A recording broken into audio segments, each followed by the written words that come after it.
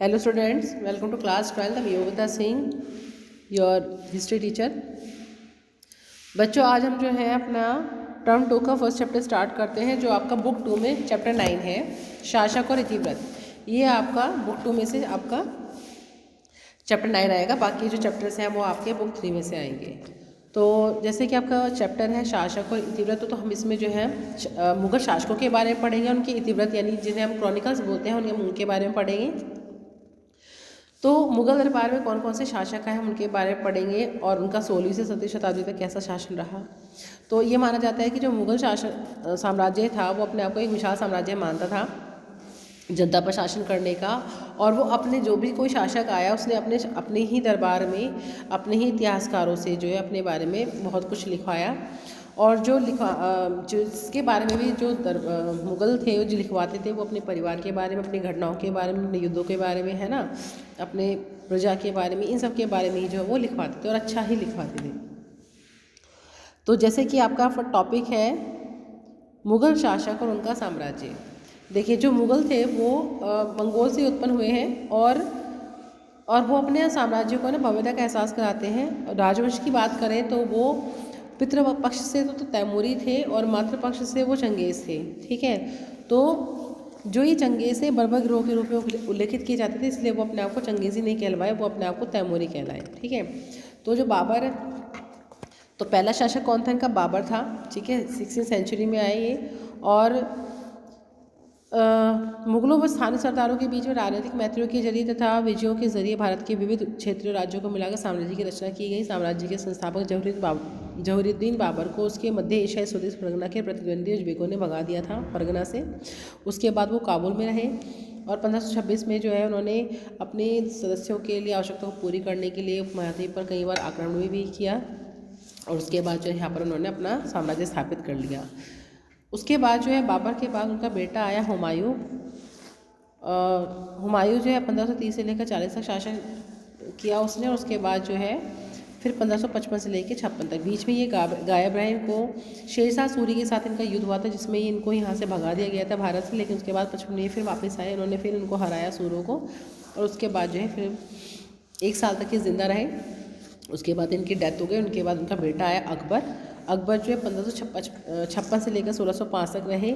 ये माना जाता है कि मुग़लों में सबसे महान जो है क्या बोलते हैं शासक माना जाता है अकबर। अकबर ने जो है अपना साम्राज्य है काफ़ी विशाल था, उसका सुदृढ़ था, समृद्ध था साम्राज्य इसका। अकबर जो साम्राज्य था वो हिंदकुश पर्वत फैला हुआ था, यानी कि पाकिस्तान अफगानिस्तान तक फैला हुआ था। और उनके जो साम्राज्यों की सीमाओं के विस्तार में जो है ये काफ़ी सफल रहे हैं। उसने ईरान और सफ़ाइयों के तुरान में मध्य एशिया के उज्बेकों की विस्तारवादी योजनाओं पर लगाम भी लगाए रखी। अकबर के बाद फिर जहांगीर आए, जहांगीर के बाद फिर शाहजहाँ, शाहजहाँ के फिर औरंगज़ेब, है ना। तो ऐसे करके जो है एक एक करके जो है मुगल जो शासक हैं वो अपने गद्दी पर बैठते रहे। फिर उसके बाद 16वीं शताब्दी के दौरान शाही संस्थाओं के ढांचे का निर्माण हुआ। इसके अंतर्गत प्रशासन कराधान के प्रभावित तरीके शामिल थे। मुगल शक्ति का सुस्पष्ट केंद्र दरबार था, यहाँ तक कि रानी संबंध जो है गढ़े जाते थे। ठीक है, और 1707 के बाद अगर हम बात करें कि जो इनकी शक्ति थी वो काफ़ी क्षीण हो गई थी, लेकिन 1707 के बाद में औरंगज़ेब जब मर गया तो राजवंश की जो शक्ति थी वो काफ़ी घट गई, और बहादुर शाह जफ़र जो है इनका लास्ट शासक था। ठीक है, वो भी जो 1857 की क्रांति के बाद भी जो है उनको जो है दिल्ली से भगा दिया था अंग्रेज़ों ने। तो यहाँ पर जाके जो इनका मुगल साम्राज्य जो है बिल्कुल ख़त्म हो गया था। अब हम बात करते हैं इनके इतिव्रतों की रचना की।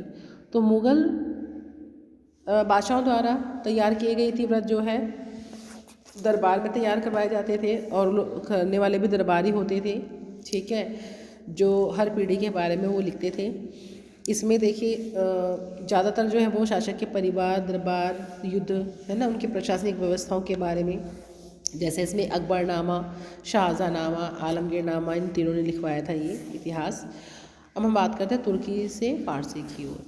देखिए पहले जो हम शुरुआत हुई थी, बाबर ने शुरुआत की थी तो वो तुर्की भाषा में लिखवाते थे क्योंकि इनकी मातृभाषा तुर्की ही थी। लेकिन जब अकबर आए तो अकबर ने जो है इनको ट्रांसलेट करवा दिया फ़ारसी में।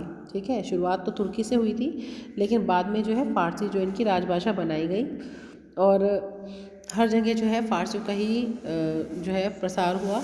तो फ़ारसी भाषा का प्रयोग किया गया और फ़ारसी भाषा से ही जो है इनको सारी रचनाएं हुई। और जो भी बाबर की भी जो रचनाएं थी तुर्की भाषा में, उसे भी अकबर ने जो है फ़ारसी में जो है ट्रांसलेट करवा दिया। इसमें देखिए बाबरनामा तुर्की में थी, उसको उन्होंने फ़ारसी में ट्रांसलेट करवाया। ऐसे ही जो है महाभारत और रामायण है, इसको भी अकबर ने फ़ारसी में ट्रांसलेट करवाया और इसको रज़्मनामा नाम दिया महाभारत को, जिसे कहा जाता है युद्धों की पुस्तक।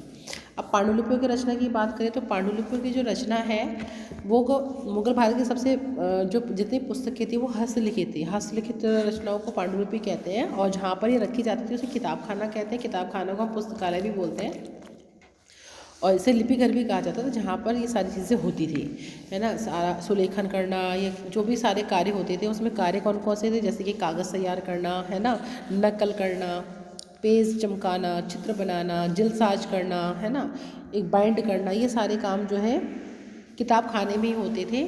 लेकिन जो एक पहचान मिली वो सिर्फ किनको मिली, जो लिखने वाले थे, है ना, उनको ही पदवियाँ दी गई। सुलेखकों को, चित्र बनाने वालों को, इनको ही पदवियाँ मिली। बाकी जो जलसाज से कागज़ बनाने वाले थे वो गुमनाम ही रह गए, उनका कोई नाम ही नहीं आया। ठीक है।